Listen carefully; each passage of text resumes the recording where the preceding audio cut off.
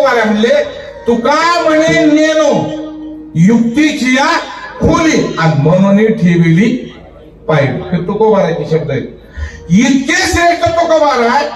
पण त्यांनी सांगितलं माझ्या ज्ञानोबाराची ज्ञानाची खोली कोणी जाणू शकत नाही. आणि बरेच आपल्याकडे काही असे महापुरुष आहेत ते सांगतात महाराज हे आमचे महाराज आहेत, पण आमच्या महाराजांचा ज्ञानेश्वरीमध्ये खोल अभ्यास आहे. खोल अभ्यास नीट नदीकडे हवं आणि असं हानाव धरू आणि तुकोबारा म्हणले नियम युक्तीची या ते तुकोबारा म्हणते. आणि हे काय म्हणतात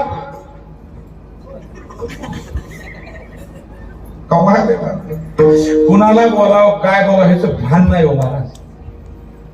आणि जरा भानावर राजधान थोडं आपल्याला महाराज व्यवहारात बोलता येणार परमार्थ दिल्ली बहुत दूर आहे. व्यवहार बोलता येणार व्यवहारात बोलता येत नाही महाराज. तरी माणसं म्हणतात माझ्यासारखं कोणी शहाणा नाही. काही काही म्हणतात महाराज मी अख्खं जग फिरलोय असं म्हणतात ते. डांबरी रोडच्या पुढे येणार नाही कधी आणि अख्खं जग फिरलो म्हणतोय. तर ठीक आहे आपल्याला हो म्हणावं लागतं. नाकाला 2 तास काढायचे असतात. बरं भानगड काय बाबा कीर्तन आधी दक्षाला पुन्हा म्हणून तिथंच फटकन बोललो असतो आपण. मग काय करणार होता इलाज नाही आता. काही बोलतो तू अरे बोलता आलं पाहिजे. परमात्मा साडा व्यवहार आता साधे हे नवरदेव वगैरे बघायला निघतात का नाही लोक नवरदेव बघायला. मग गाडी असते त्या गाडीमध्ये ड्रायव्हर 2 जण बसलेले असतात. पुढं ते सोयरीक जमवणारे असतात. ते व्हीआयपी लोक असतात. ते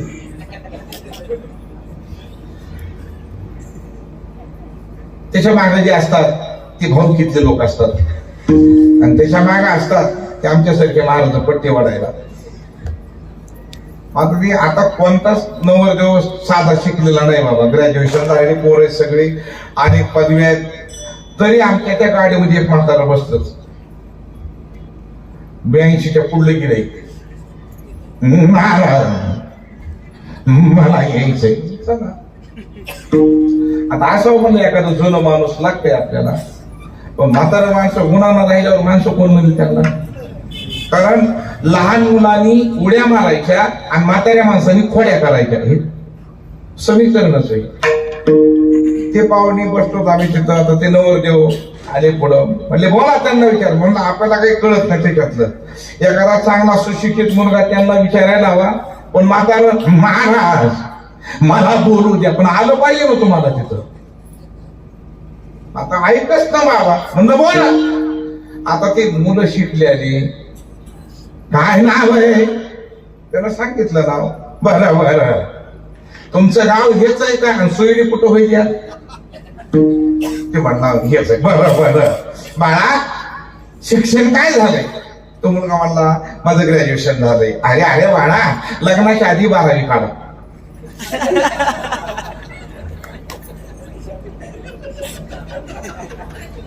आहे का भानावर. मग मी म्हणत असतो अरे साधा व्यवहार जर आपल्याला बोलता येत नाही तर परमार्थ दिल्ली बहुत दूर आहे आपल्यासाठी. विठ्ठल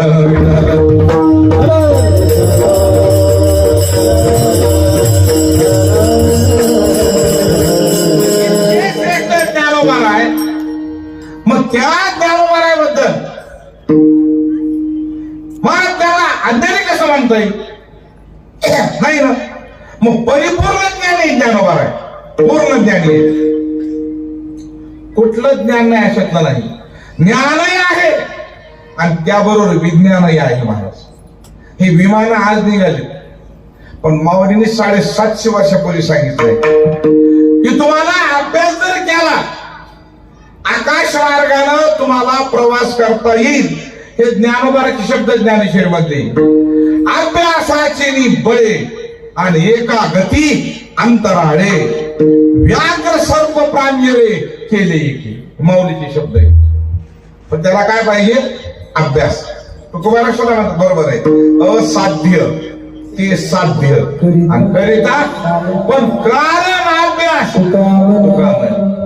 अगोदर अभ्यास होत लागतो मला प्रसंगासाठी बी काय लागतो अभ्यास होत लागतो ह्याच्यासाठी बी काय लागतो अभ्यास होत लागतो तुमच्याकडे दोन्ही बाजू बाबा तुमच्याकडे एक तर तुम्हाला पाठांतर बी त्या तोला मोलाचं आहे आणि स्वराचे तर गायनाचे तुम्ही राजेच आहात पण बऱ्याच वेळेला कधी कधी पाठांतर भरपूर असतं स्वर नसतो स्वराचं ज्ञानचं जमान्यापासून वाकडं असतं विशेष आहे आणि ते मान्य करीत नंतर का त्यांना किती आपण म्हणा माझा स्वर या माझा आता का गंधर्वाचा मावस भाऊ मान्य करणं याला घ्या आमचे महाराज सांगायचे बाबा ते म्हणायचे तुला भजन जर शिकायचं असेल आणि भजन यावाशी इच्छा असेल तर भजनात झालेल्या चुका मान्य कर ताल गेला ना तुम्ही सांगितलं ना तालात गेलं मान्यच करा तुम्ही म्हणलात ना हो महाराज स्वर नाही लागला मान्यच करायचं कोणा बोलले माझा स्वर तुझा स्वर ज्याला मराठीत म्हणते मान्य करणं पण आपल्याकडं आणि जे भजनामध्ये हे चुका मान्य करीत नाहीत त्यांच्या 10व्या पर्यंत सुद्धा भजन त्यांना येत नाही महाराज त्यांनी मरोसर भजन करू दे त्यांना येणार नाही म्हणजे नाही उगं सोपं आहे का महाराज सोपं नाही तेवढं सोपं नाही मग एवढी ताकद आहे ज्ञानोबारायकड इतके ज्ञानी ज्ञानोबाराय अनेक लोकांनी विद्वानांनी म्हणतात मग महाराज मग मी तुम्हाला ज्ञानाबद्दल काय नकोय ज्ञान पाहिजे ज्ञान असावं असं मत मांडणारे सुद्धा बरेच आहेत महाराज कवड नावाचे ऋषी होते कवड त्यांचा विवाह झाला उद्दालक ऋषींची कन्या सौभाग्यवती सुजाता आणि त्यांच्याशी त्यांचा विवाह झाला विवाह झाल्यानंतर तर काही कालखंडानंतर गर्भवती राहिल्या पण कहोड ऋषी म्हणजे अतिविद्वान होते अतिविद्वान 4 वेद 6 शास्त्र 18 पुराण नको सर्व त्यांना कुठलाही मांडा तयारी इतकी तयारी त्यांची पण यावेळेला सुजाता माता समोर असताना आणि त्यांनी वेदाच्या रुच्या मानायला सुरुवात केली पण एक वेदाची रुच्या त्यांची अस्पष्ट आली अशुद्ध आली आतमध्ये गर्भामध्ये जे पुत्र होते त्यांनी गर्भामध्ये सांगितलं बाबा चूक वाचू नका रुच्या चुकली तुमची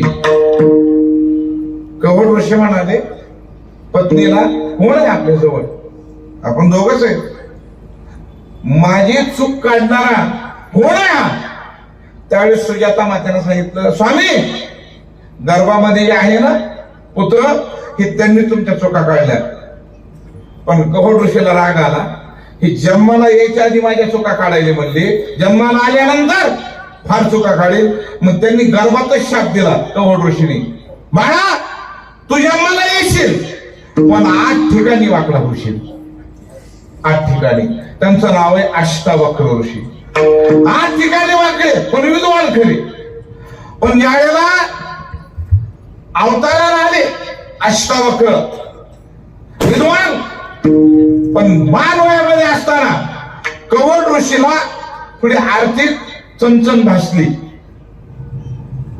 पण ते जनक राजाच्या दरबारात गेले तर जनक राजाच्या दरबारामध्ये पुरंजन वगैरे अनेक ऋषी लोक होते चर्चासत्रामध्ये त्यांना वाटलं जी चर्चा करताना जिंकल त्याला इथलं पद बहाल होईल पण हारला ना त्याला देहांत प्रायश्चित्त आपल्याकडं पण कवड ऋषीला विद्वत्तेवर थोडं माहिती होती आपण विद्वत्ता पुष्कळ आहे पण चर्चा सत्रामध्ये कवड ऋषी हारले आणि त्यांना देहांत प्रायश्चित्त द्यावं लागलं पण ज्यावेळेला अष्टावक्र मोठे झाले 10 वर्षाचे झाले आणि मग त्यांनी आईला विचारलं आई आमचे वडील मला पाहायला मिळत नाही मग त्याने सांगितलं बाबा असं असं प्रकरण झालंय मग त्या अष्टावक्राला राग आला की माझ्या वडिलांना फसवून मारलं ह्यांनी आई मी याचा बदला घेणार म्हणजे घेणार आणि ते अष्टावक्र पुन्हा जनक राजाच्या दरबाराकडे निघाले का चर्चा सत्रासाठी पण 8 ठिकाणी वाकडे दरबाराच्या बाहेर सांगितलं कोणते ऋषी आलेत. जनकराजे व्यासपीठावर होते. अनेक साधू संत ऋषीमुनी चर्चा सत्राला बसलेले. या म्हणले या मला घ्या.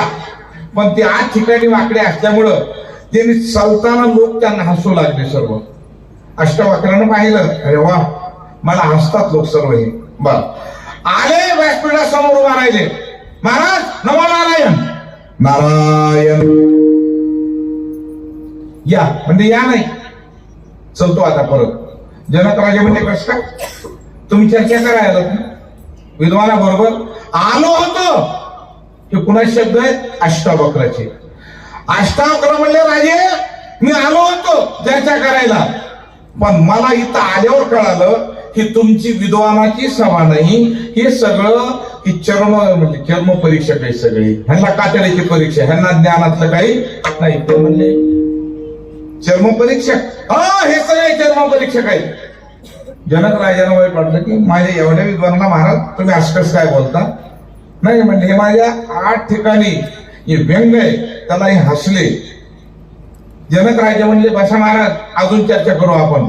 मग चर्चा करत असताना सगळे विद्वान जिंकले अष्टावक्र. आणि मग अष्टावक्राचे पाय धरले जनक राजानं. महाराज आता कुणाचं काही ऐकायची इच्छा राहिलेली नाही, तुम्ही आता इथं चातुर्मास करा. पण मला माझा एक प्रश्न आहे. मग त्या चातुर्मासामध्ये बाबा अष्टावक्रानं एक स्वतंत्र गीता तयार केली. त्याचं नाव आहे अष्टावक्र गीता. आणि त्या अष्टावक्रामध्ये जसं आपल्या भगवद्गीतेमध्ये अर्जुन आणि भगवान परमात्मा ह्यांचा संवाद आहे, तसं अष्टावक्र गीतेमध्ये अष्टावक्र आणि जनकराजे ह्यांचा संवाद आहे. तर पहिलाच प्रश्न जनक राजाचा, कथम ज्ञान ममाप्नोती कथम मुक्ती भविष्यती. गुरुजी ज्ञान श्रेष्ठ आहे, मोक्षाचं माध्यम आहे, पण मला ते ज्ञान मला सांगा. म्हणजे जनक राजांना सुद्धा ज्ञान प्रिय का नाही? प्रमाण आहे ज्ञान. मग एवढं प्रमाण जर ज्ञान असेल मग ज्ञानोबा व्यर्थ त्याचे ज्ञान काय म्हणायची गरज आहे. मग तर जनक राजे ज्ञानाला किंमत देतात. अष्टावक्र ज्ञानी आहेत, अनेक विद्वान आहेत. माऊली मग तुमचं ज्ञानाबद्दल असं का मत आहे? अजिबात तसं मत नाही. माऊली ज्ञानाच्या बद्दल बोलतच नाही. कारण का? कारण त्याही कालखंडामध्ये बरेच विद्वान होते माऊलीकडे, आणि ते सर्व विद्वान माऊलीकडे आले. माऊली आमच्याकडे ज्ञान आहे, पण तुम्ही आम्हाला ज्ञानी म्हणा, तुम्ही आम्हाला प्रमाणपत्र द्या ज्ञानी म्हणून, म्हणजे आम्हाला जग ज्ञानी म्हणे. माऊली म्हणले तुमच्या ज्ञानाबद्दल माझं काही मत नाही, पण माझ्याकडे प्रमाणपत्र केव्हा मिळतं? मी तुमच्या ज्ञानाचा तिरस्कार करत नाही, पण त्या ज्ञानाला मुळामध्ये पोषक असणारं जे पाहिजे ते अभंगाच्या पहिल्या चरणामध्ये. विष्णू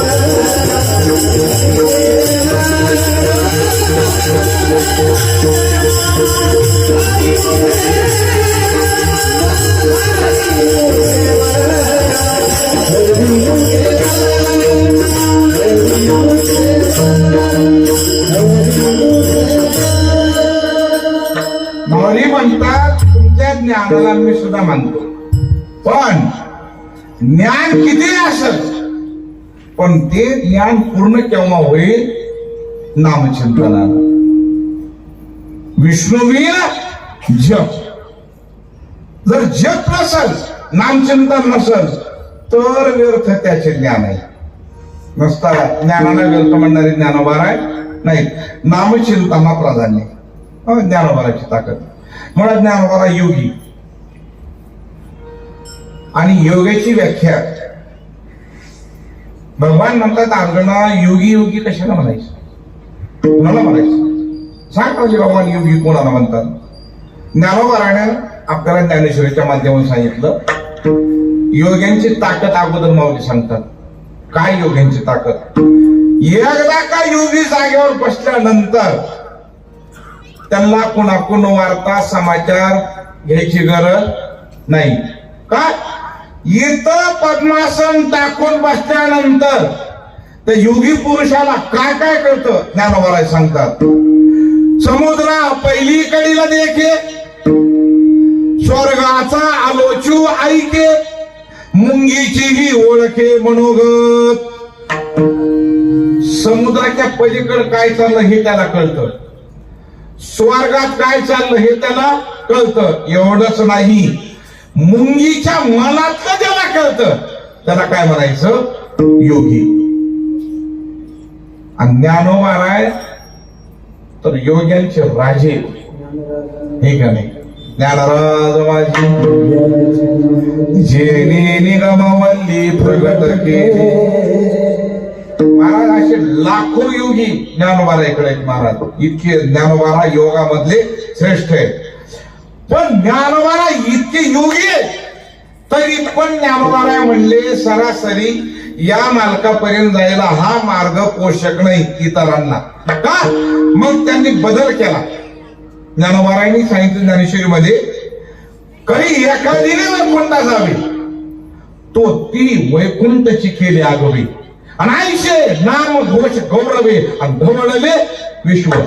माऊली म्हणले एखाद्याला साधना करावी आणि वैकुंठाला जावं, याच्यापेक्षा आम्ही नामानच मृत्यू रोकाला वैकुंठ केलं.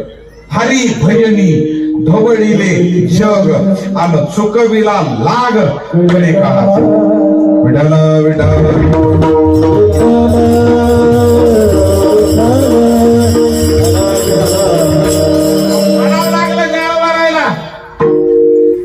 योग्याला चपला दिली ज्ञानोबारायांनी.